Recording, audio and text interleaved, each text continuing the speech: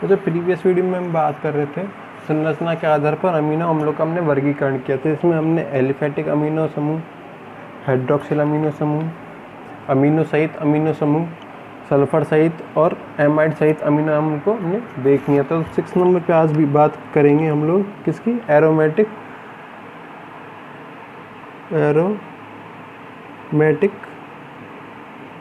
Amino अम्लों की।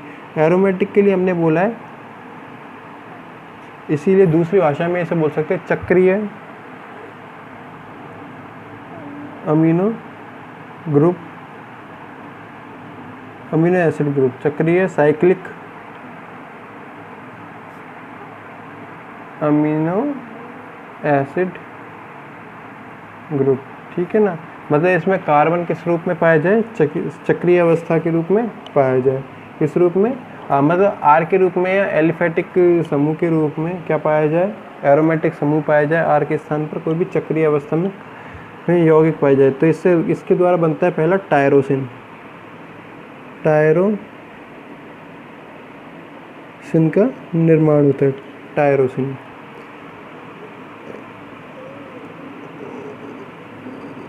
ये क्या है, चक्रीय यौगिक है, कंपाउंड है। ठीक है ना, इसे फिनॉल भी बोल सकते हैं एक्चुअल में आपकी भाषा में, इतने को, इस पार्ट को। ठीक है ना,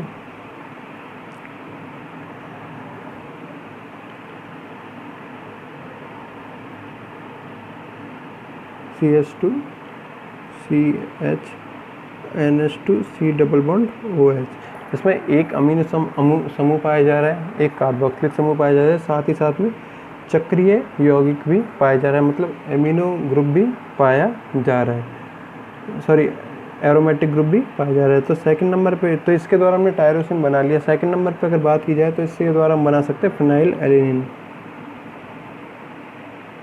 फिनाइल एलेनिन, ठीक है ना,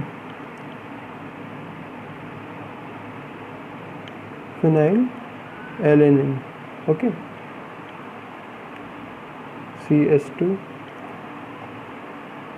CH NH2 C double bond OH। ठीक है ना, C डबल बॉन्ड OH। इसमें NH2 ग्रुप अमीनो ग्रुप भी पाया जा रहा है, कार्बोक्सिलिक ग्रुप भी पाया जा रहा है, साथ ही साथ क्या पाया जा रहा है, एरोमेटिक ग्रुप भी पाया जा रहा है। तो इसके द्वारा हमने बना लिया क्या, एरोमेटिक अमीनो अम्लों का हम क्या कर सकते हैं, निर्माण कर सकते हैं। एरोमेटिक अमीनो अम्लों का हम क्या निर्माण कर सकते हैं। फिर नेक्स्ट नंबर पे आता है, 7th नंबर पे आता है विषम चक्रीय। विषम चक्रीय अवस्था ये कहलाती है, ये क्या है, 6 कार्बन 4 कार्बन या 2 कार्बन के रूप में, 4 कार्बन 6 कार्बन या 8 कार्बन के रूप में जो भी एरोमेटिक समूह होगा वो पाया जाएगा। लेकिन विषम चक्रीय अवस्था में क्या है, 3 कार्बन 5 कार्बन 7 कार्बन के रूप में क्या पाया जाए, अवस्था में पाया जाए। तो इसको बोल सकते हैं विषम चक्रीय, हेट्रोसाइक्लिक।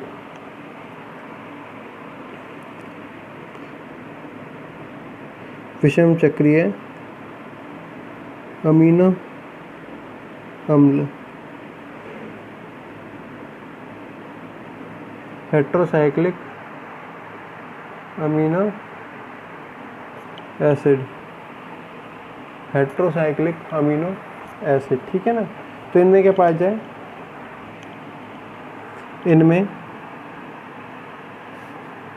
इनमें अमीनो अम्लों में उपस्थित आर के स्थान पर कोई विषम चक्रीय समूह या यौगिक समूह पाया जाता है। ठीक है ना, तो अगर इसमें बात की जाए तो फर्स्ट आता है हिस्टिडीन।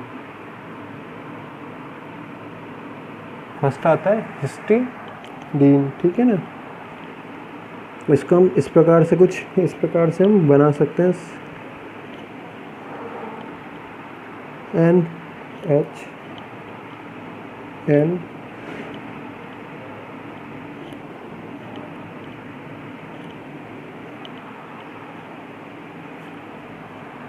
इसकी वैलेंसी 1 2 3 ये नहीं आएगा, CH2 CH NH2 C double bond OH। यहाँ पे कितने कार्बन परमाणु पाए जा रहे हैं? 5 पाए जा रहे हैं। चक्रीय अवस्था में जो भी पाए जा रहे हैं इसमें कितने? 5 कार्बन परमाणु पाए जा रहे हैं, मतलब विषम अवस्था में विषम संख्या में पाए जा रहे हैं। 1 2 3 पाए जा रहे हैं, ठीक है ना।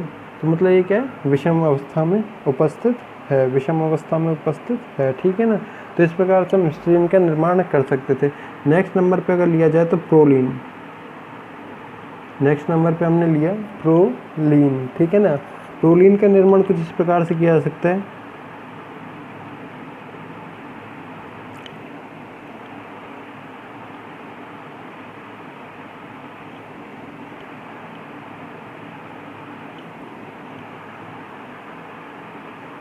इसमें, ठीक है ना, 5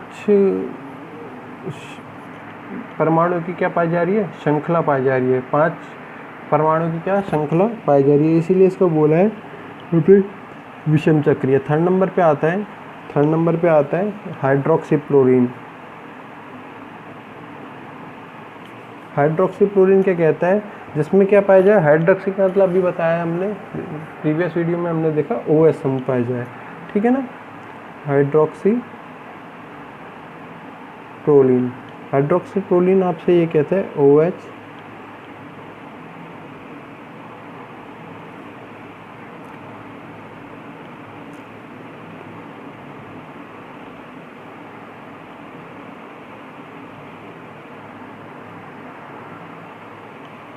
ठीक है ना। ये अवस्था कहलाती है आपकी हाइड्रोक्सीक्लोरीन। इस OH के कारण, इस OH समूह के कारण क्या पाया जाएगा? इसमें हाइड्रोक्सी समूह पाया जाए। नेक्स्ट अगर बात की जाए 8 नंबर पे, तो 8 नंबर पे आते हैं आपके कार्बोक्सिलिक समूह सहित अमीनो अम्ल। कार्बोक्सिलिक समूह होता है COOH कंडीशन। इसमें क्या होगा? अब नॉर्मल अमीनो अम्ल जो होता है, सामान्य अवस्था में अमीनो अम्ल में एक कार्बोक्सिलिक समूह एक्स्ट्रा पाया जाता है, ठीक है ना। बात करते हैं हम यदि इनमें सामान्य अवस्था से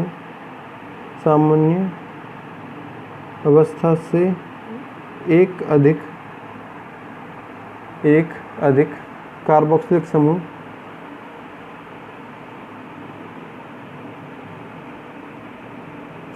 COOH पाया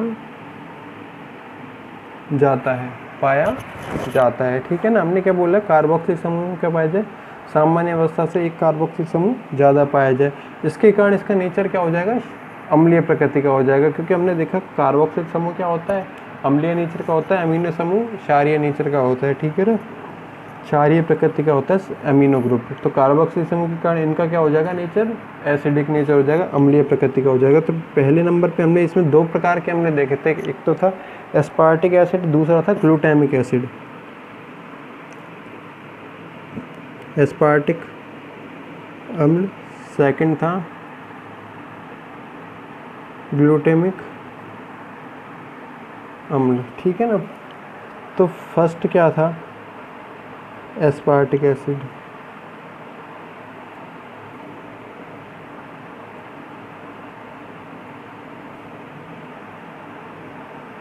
NH2, ठीक है ना। तो इसमें क्या पाए जा रहे हैं?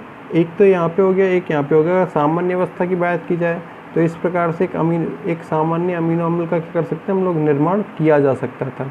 लेकिन इसमें क्या है? दूसरे नंबर पे क्या आ गया? एक अलग से क्या आ गया? कार्बोक्सिलिक समूह उपस्थित पाया गया, इसीलिए इसको नाम दिया हमने कार्बोक्सिलिक समूह सहित, ठीक है ना। कार्बोक्सिलिक समूह सहित, ओके। तो इसको अगर ग्लूटामिक एसिड को अगर बनाया जाए तो इस प्रकार से हम लोग बना सकते हैं NH2COOH, ठीक है ना। तो इस प्रकार से क्या बना सकते हैं? हम ग्लूटामिक एसिड की संरचना का निर्माण कर सकते हैं। इसमें एक कार्बन परमाणु क्या पाया जा रहा है? ज़्यादा पाया जाता है, एक अधिक कार्बन परमाणु उपस्थित होता है। तो हमने देखा आज कि संरचना के आधार पर अमीनो अम्लों का निर्माण कैसे हो। तो छठे नंबर पे हमने देखा था, 5 हम पहले देख चुके थे। 5 में हमने देखे थे पहले, जैसे कि फर्स्ट नंबर पे हमने देखा था एलिफेटिक अमीनो अम्ल, एलिफैटिक अमीनो अम्ल। सेकंड नंबर पे देखा था हमने हाइड्रोक्सिल अमीनो अम्ल। थर्ड नंबर पे हमने देखा था अमीनो सहित अमीनो अम्ल, अमीनो सहित अमीनो अम्ल। फोर्थ नंबर पे हमने देखा था एमाइड सहित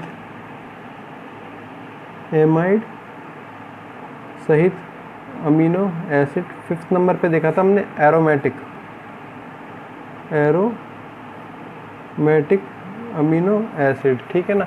आज सिक्स्थ नंबर पे हमने देखा है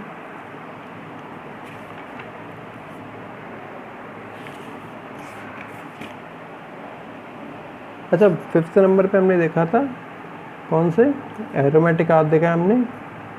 फिफ्थ नंबर पे हमने देखा था सल्फर युक्त, ठीक है ना। आज हम बात कर रहे थे एरोमेटिक की, एरोमेटिक अमीनो अम्ल, जिसमें क्या चक्रीय अवस्था में परमाणु पाए जाएंगे। एक सामान्य अगर इसकी अमीनो अम्ल की बात की जाए तो इसमें चक्रीय अवस्था में क्या पाए जाएंगे, यौगिक पाए जाएंगे, ठीक है ना। इधर हमने जोड़ दिया फिनाइल, अगर जोड़ा है, अगर एक सामान्य अवस्था के अमीनो अम्ल में हमने अगर फिनॉल का सूत्र जोड़ दिया जो कि 6 कार्बन परमाणु और OH समूह युक्त पाया जा रहा है, तो इससे हमने बना लिया टायरोसिन। फिनाइल एलेनिन कैसे बनाया हमने, इसमें एक बेंजीन का परमाणु जोड़ दिया गया, C6H6 जोड़ दिया गया, तो क्या बन गया, फिनाइल एलेनिन बन गया। फिर हमने बात की विषम चक्रीय, इसमें क्या पाया जाए, 3, 5, 7 के रूप फॉर्म में पाया जाए, जैसे कि हिस्टीडीन, प्रोलीन व हाइड्रोक्सी प्रोलीन, ठीक है ना। हिस्टीडीन क्या कहता है, इसमें क्या पाया जाए, 5 के फॉर्म में पाया जाए, ठीक है ना, 1, 2, 3, 4, 5, ठीक है। और नॉर्मल आपका क्या पाया जाए, अमीनो एसिड समूह पाया जाए, ठीक है। फिर बात की हमने प्रोलीन की, प्रोलीन में हमने देखा 5 पाए जाए। फिर हमने देखा हाइड्रोक्सी प्रोलीन, हाइड्रोक्सी वर्ड का हमने यूज़ में पहले भी लिया है, तो इसका मतलब होता है OH समूह, इसका मतलब होता है OH समूह। तो अगर OH समूह पाया जा रहा है तो इसीलिए हमने कर दिया क्या, हाइड्रोक्सी जोड़ दिया। प्रोलीन पर अगर OH समूह आ जाता है, जुड़ जाता है, ठीक है ना, तो ये हो जाता है आपका हाइड्रोक्सी प्रोलीन। फिर हमने बात की कार्बोक्सिलिक समूह सहित अमीनो एसिड की, ठीक है। इसमें हमने एस्पार्टिक एसिड और ग्लूटामिक एसिड को देखा है, इसमें सामान्य से क्या पाए जाएंगे, एक कार्बोक्सिलिक समूह ज़्यादा पाए जाए, इसीलिए इनकी प्रकृति क्या हो जाती है, अम्लीय प्रकृति, एसिडिक नेचर पाया जाए, जैसे कि एस्पार्टिक एसिड COOH समूह यहाँ भी आ गया, ठीक है ना। ऐसे ग्लूटामिक एसिड COOH, इसमें एक कार्बन परमाणु एस्पार्टिक एसिड से ज़्यादा पाया जा रहा है, ज़्यादा पाया जा रहा है COOH। तो आज हमने इस प्रकार से इतना देखा है, ठीक है ना। नेक्स्ट अगर बात की जाती है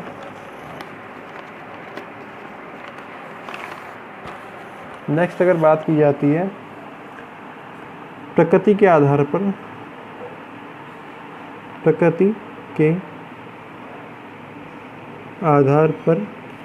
अमीनो एसिड, ठीक है ना। प्रकृति होता है नेचर के आधार पर, नेचर 3 प्रकार का हो सकता है। पहला हो सकता है एसिडिक, दूसरा हो सकता है बेसिक या एल्कलाइन नेचर, जिसे क्षारीय बोल जाता है। थर्ड हो सकता है न्यूट्रल कंडीशन, जिसे उदासीन अवस्था भी बोलते हैं। तो पहली होती है इसमें अम्लीय प्रकृति, एसिडिक, ठीक है ना, नाम से ही समझ में आ रहा है। अम्लीय प्रकृति किसके कारण पाई जाएगी, अम्लीय प्रकृति हमेशा पाई जाएगी जब 2 क्या पाए जाए, COOH समूह या कार्बोक्सिल समूह पाए जाए। जब सामान्य अवस्था में 2 कार्बोक्सिलिक समूह उपस्थित होते हैं, क्या पाए जाए, सामान्य अवस्था में 2 कार्बोक्सिलिक समूह उपस्थित पाए जाए, तो क्या कहलाएगी, अम्लीय प्रकृति पर कहलाएगी। उदाहरण के लिए हम देख लेते हैं, जैसे कि नाम ग्लूटामिक एसिड,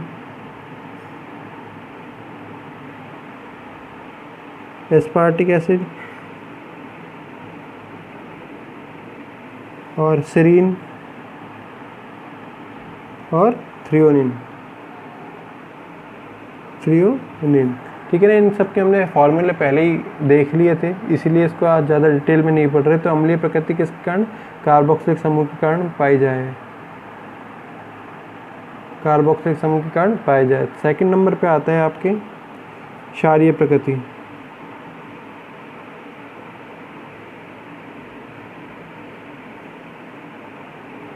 बेसिक नेचर, तो इसमें क्या पाया जाए, जब सामान्य अवस्था में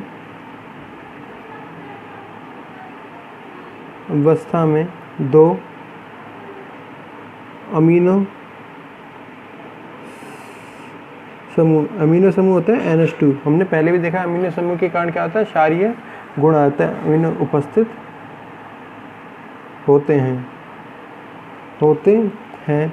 अगर उदाहरण के रूप में अगर इसमें देखा जाए, उदाहरण के रूप में जैसे कि लाइसिन और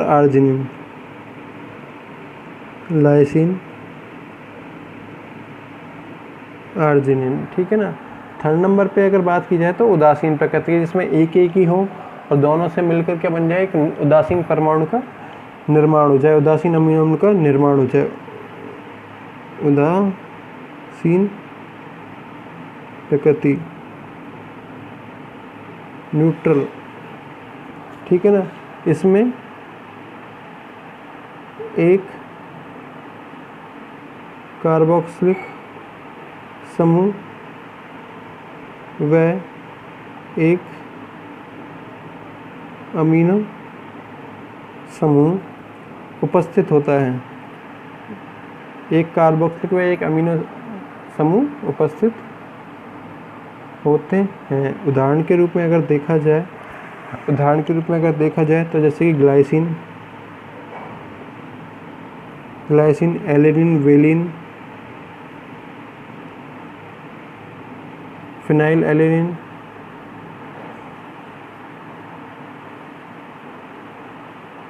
एक्सेट्रा, ठीक है ना। तो अभी हमने देखा प्रकृति के आधार पर या नेचर के आधार पर मैं तीन में बांट दिया, अम्लीय, क्षारीय और उदासीन। अम्लीय, जिसमें अम्लीय गुण पाया जाता है कार्बोक्सिलिक एसिड समूह के कारण, जिसमें दो कार्बोक्सिलिक एसिड या दो COOH समूह पाए जाएंगे, वो क्या हो जाएगा, अम्लीय प्रकृति के, जैसे glutamic acid, aspartic acid, serine और थ्रियोनिन। क्षारीय प्रकृति पाई जाती है अमीनो समूह के कारण, NH2 ग्रुप के कारण, जिसमें दो पाए जाएंगे NH2 ग्रुप, तो क्या हो जाएगा, प्रभावी हो जाएगा COOH पर, इसीलिए क्या हो जाएगी, इनकी प्रकृति क्षारीय है, जैसे कि लाइसिन और आर्जिनिन। फिर अगर बात की जाए तो जिसमें दोनों बराबर अवस्था में पाए जाए, कार्बोक्सिलिक समूह भी और अमीनो समूह भी दोनों क्या पाए जाए, बराबर अवस्था में पाए जाए, ऐसी स्थिति को बोलते हैं नेचुरल कंडीशन, ही है उदासीन प्रकृति, ठीक है ना। जैसे कि glycine, alanine, valine, phenyl alanine etcetera, ठीक है ना। Thank you.